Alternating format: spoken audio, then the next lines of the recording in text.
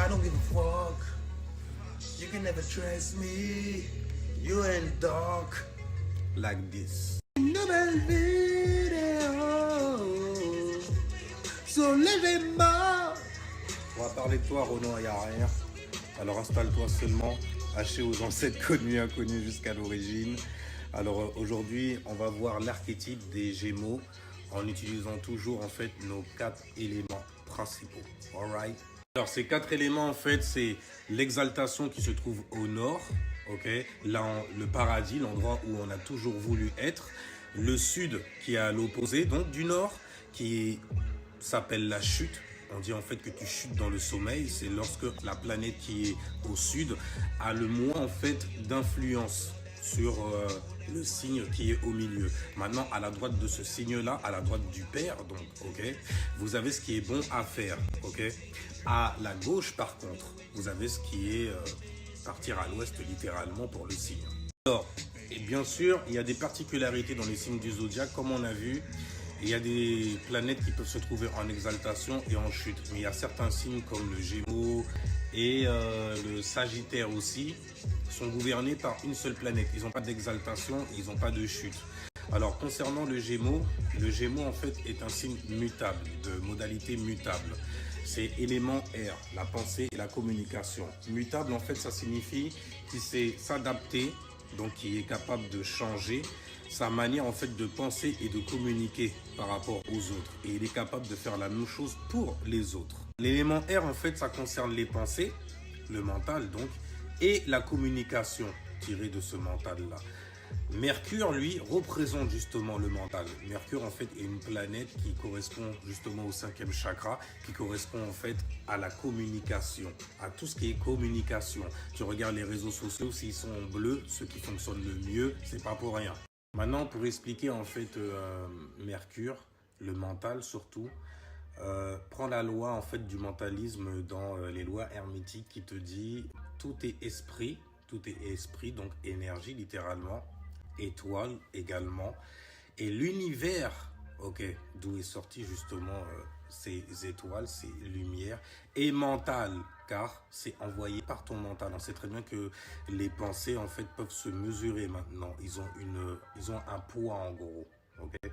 Et de toutes les façons, ils ont aussi une intensité car on parle là d'arc de cercle. On parle donc d'arc électrique, arc de cercle, arc électrique. Là, on va rester en fait sur au-dessus de l'écliptique. En même temps, c'est de là aussi que vient la légende ou les différentes mythologies de Djerouti, Hermès et Prométhée. Lorsqu'on vous dit en fait que c'est eux qui ont créé l'homme. Okay, parce qu'il reste en fait une lumière, une forme pensée, donc un arc qui va créer quelque chose, qui va former quelque chose, qui va créer donc de l'électricité et donc qui va modeler la matière, la forme pensée, modeler la pensée, forme pensée, c'est la même chose. Maintenant, juste pour revenir sur la modalité mutable, capable donc de s'adapter et de changer aussi sa manière de penser et de communiquer de manière mutable. C'est-à-dire en fait que vous êtes capable en gros d'avoir énormément de sujets de conversation sur tout et vous avez la réputation aussi de le faire en même temps. C'est pour ça qu'on peut vous trouver en train de parler à plusieurs endroits à la fois. On peut vous avoir vu même, on a l'impression même de vous avoir vu plusieurs fois dans la journée. Alors qu'on vous a vu qu'une seule fois. Mais je t'ai vu en vrai, je t'ai vu sur les réseaux, tu étais là, je t'ai vu sur WhatsApp, je t'ai vu là.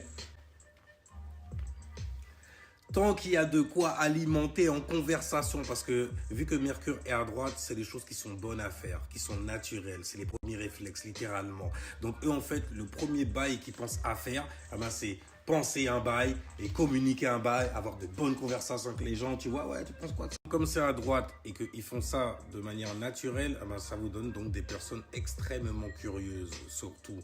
En fait, Mercure, c'est comme... C'est comme en fait l'enfant qui est en train de jouer dans la maison, mais qui met ses pattes partout, qui regarde partout. Touche pas ça, non mais fais pas ça, mets pas tes doigts là. C'est un. Ou cirer, voilà, c'est l'enfant cireur. Tu vois, l'enfant cireur. Faut-il cirer? Tiens, Seigneur. L'enfant qui pose des questions sur tout et n'importe quoi. Surtout des choses qu'il faut pas, mais il fallait pas me les montrer. Parce que les Gémeaux aussi, ils sont comme ça. C'est des personnes qui quand on dit qu'ils ont une double personnalité, c'est une façon de parler. Mais c'est des personnes, en fait, qui vont s'aligner par rapport à toi, à tes sujets de conversation, à la manière dont tu peux prendre les choses, à ce que tu vas mettre dedans. Si, par exemple, tu mets trop d'émotions, les signes d'air sont connus pour ne pas être émotionnels pour un fucking sou. Sinon, ça bloque justement des conversations qu'on peut avoir entre nous. Et leur truc à eux, c'est d'être sociable avec tout le monde. Donc, tu vois, de se connecter avec les gens, de se lier pour certaines personnes avec les gens, de manière scientifique pour certains, de manière rebelle aussi. Tu vois, de manière mutable. Hein? On est là, on est là, on est là, on est là, on est partout. Maintenant, ce qui est à l'opposé, donc ce qui est à gauche, c'est Jupiter. Jupiter, en fait, c'est la planète qui concerne l'expansion de l'esprit, qui concerne en fait les expériences, qui concerne en fait l'état d'esprit à avoir pour manifester aussi certaines choses. Je dis manifester, je pense à la Lune, parce que la Lune, c'est la femme en fait de Jupiter. Et bref, Jupiter, c'est l'expansion de l'esprit. Donc ça nous permet en fait d'expérimenter, de ressentir et donc d'apprendre, d'extirper de certaines expériences, certaines connaissances. Et comme chez les Gémeaux, il est en exil, les Gémeaux en fait, ils ont du mal. En fait, pour eux, t'es à l'ouest quand tu te mets à mettre plein de significations, plein de codes derrière les choses, à chercher profondément. Venir en fait sur Jupiter. Ah bah tiens, on est sur un scorpion en plus.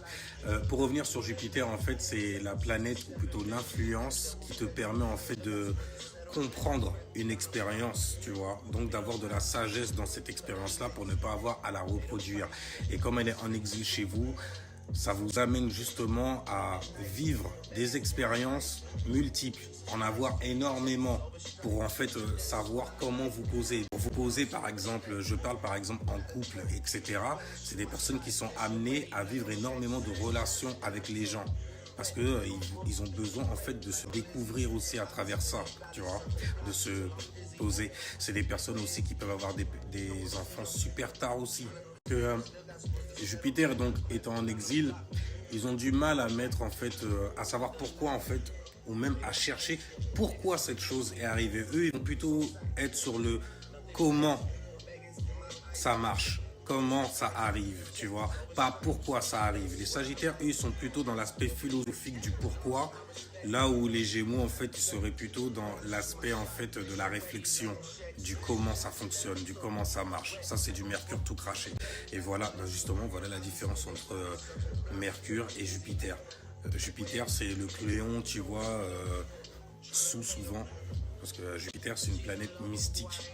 Et justement, l'alcool a cet effet mystique sur nous. Tu vois. Donc, les poissons, les sagittaires, les cancers aussi, faites très attention à vous.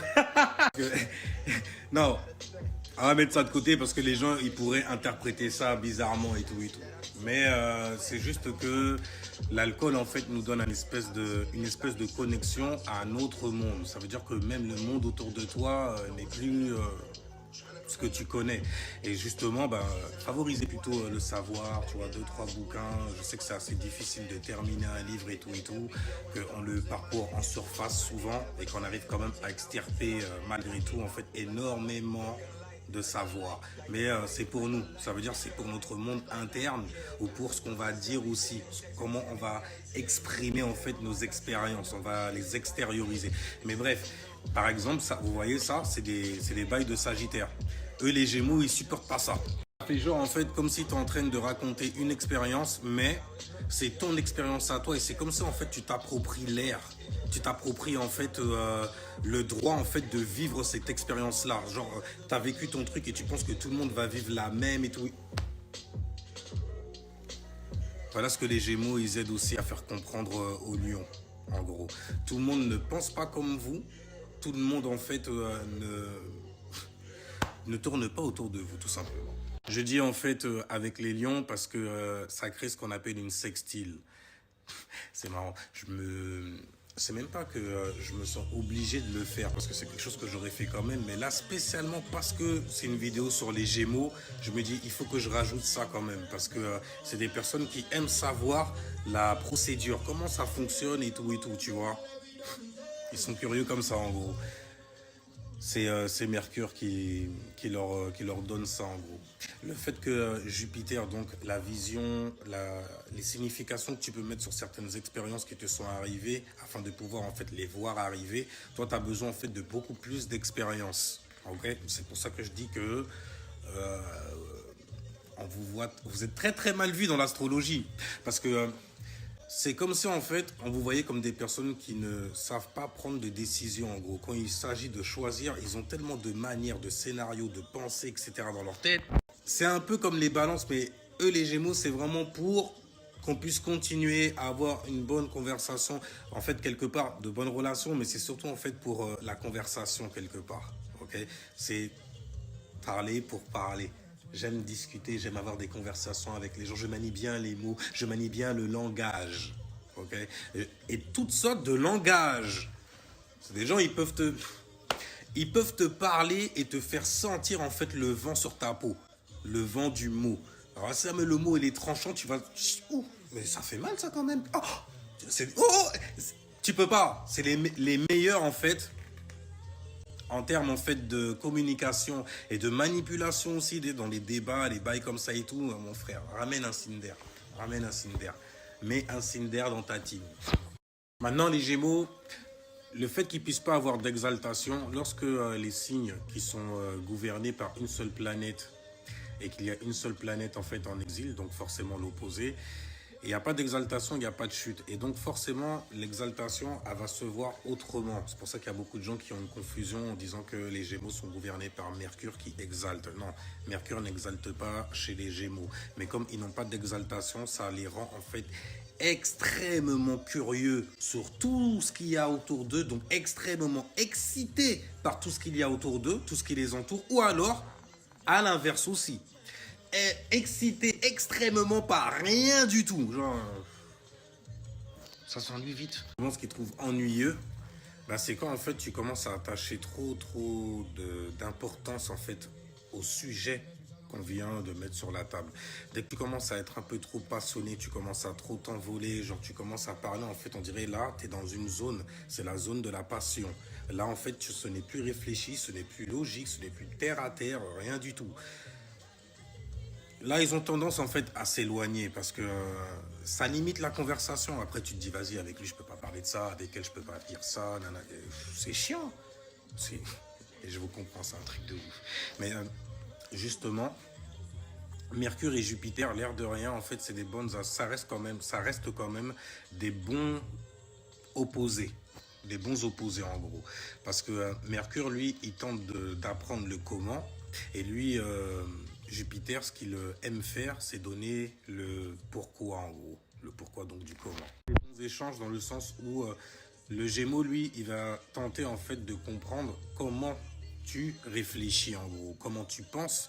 Et il va même voir, il entend aussi comment tu communiques. Et lui, en fait, il peut, en sachant ces informations-là, il peut savoir en fait ton parcours. Ton parcours, en fait, ça jamais été quelqu'un qui lit énormément, si jamais été quel genre de choses tu lis énormément aussi, tu vois. C'est des gens, ils sont comme ça, ils arrivent en fait à voir d'où est-ce que tu viens en fait avec les informations, selon la manière dont tu vas penser et communiquer sur un sujet que lui va venir donner, que lui va t'apporter. C'est pour ça que les échanges entre Mercure et Jupiter, c'est souvent fructueux quand même. Parce que lui, il apprend en fait de nouvelles manières de voir quelque part, donc de percevoir. Et lui,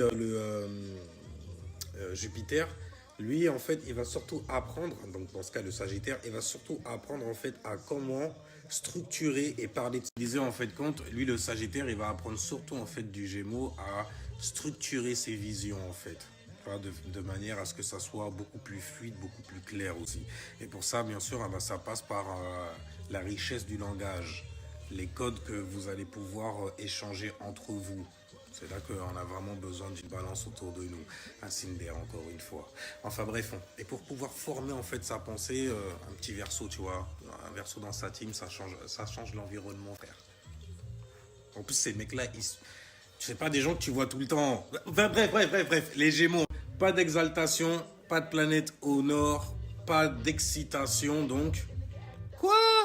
Justement, cette excitation-là, il faut bien qu'elle existe quelque part. alors justement, ça va vous rendre encore 2 fois plus curieux sur tout ce qu'il y a autour de vous et excité par cela aussi. Mais il n'y a pas de chute non plus. Et donc forcément, l'effet inverse arrive.